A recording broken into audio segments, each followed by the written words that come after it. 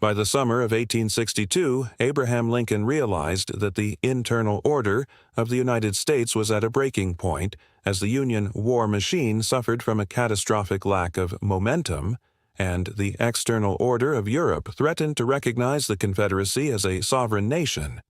Lincoln, acting as a hyper-realist, understood that the five-step process for saving the Union required a radical reset of the war's purpose.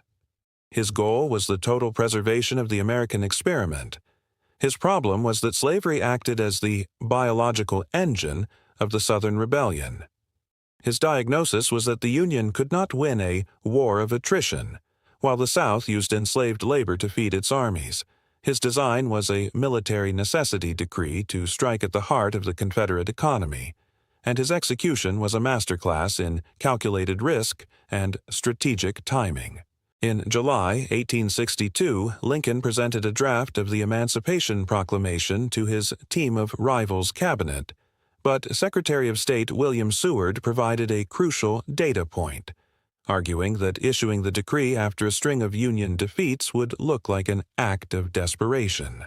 Lincoln agreed to wait for a signal of strength, and that signal arrived in September 1862 at the bloody Battle of Antietam. With the Confederate retreat from Maryland, Lincoln seized the political alpha and issued the preliminary proclamation, giving the rebel states 100 days to return to the Union or face the total structural collapse of their slave system.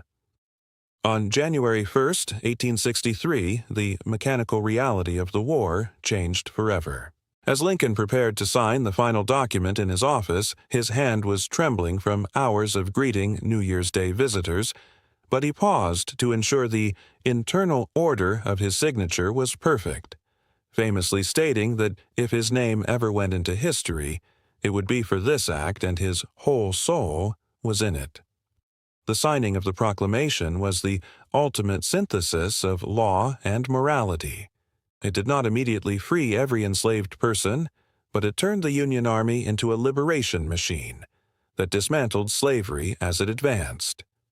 This move created a global wave of support, as the logic of liberty made it politically impossible for Britain or France to intervene on the side of the South. It also authorized the recruitment of black soldiers, bringing nearly 200,000 new Alpha fighters into the Union ranks, a total concentration of force that the Confederacy could not match. Lincoln had successfully moved the strategy of the central position from the tactical map to the moral high ground, transforming a war for territory into a war for a new birth of freedom. The proclamation was the turning point that ensured the big cycle of American history would move toward equality.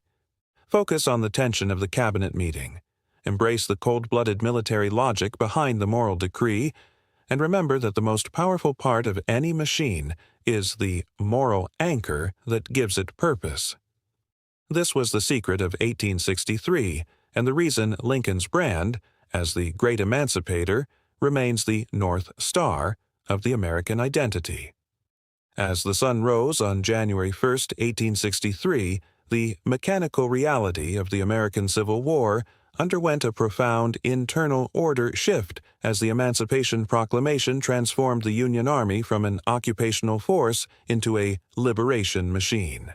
Abraham Lincoln realized that the five-step process of the war now required a massive infusion of new manpower to break the Confederate war of attrition, so he included a revolutionary design and plan within the document: the official authorization for the enrollment of black men into the armed forces of the United States.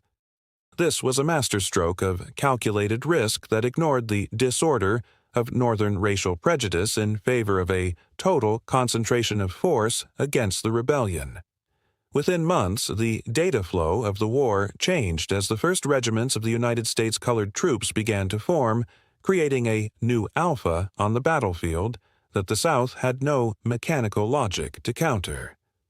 Nearly 200,000 black soldiers and sailors eventually joined the ranks, providing the grit and the momentum needed to sustain the Union's interior lines during the bloody campaigns of 1864. Lincoln famously defended this systemic reset by stating that the logic of liberty was a double-edged sword that stripped the Confederacy of its labor force while arming its former captives. This move also achieved a diplomatic alpha in the external order, as the war was now framed as a grand crusade against slavery, making it politically suicidal for the British or French empires to intervene on behalf of the South. The proclamation acted as a moral blockade that was just as effective as the naval blockade of the southern coasts. However, Lincoln remained a hyper-realist who understood that the proclamation was a military decree that might be challenged in the courts once the abyss of the war ended. To ensure the believability of the new American brand, he realized he had to hard-code this radical truth into the Constitution itself, which led to his intense political leverage to pass the 13th Amendment. The momentum of the proclamation turned the Union advance into a social revolution, where every mile of Southern territory gained was a mile where the old order was permanently dismantled. This was the ultimate synthesis of Lincoln's presidency. He had successfully moved the strategy of the central position, from the defensive to the offensive, using the logic of human rights as a kinetic weapon. He had proven that a leader who stays anchored in radical truth can reshape the biological heart of a nation even in the midst of a structural collapse. Focus on the arrival of the first black regiments at the front, embrace the shifting tides of international diplomacy, and remember that the most powerful part of any machine is the moral force that drives it forward. This was the secret of the post-proclamation world, and the reason the ship of state was now headed toward a new birth of freedom that no future disorder could fully reverse.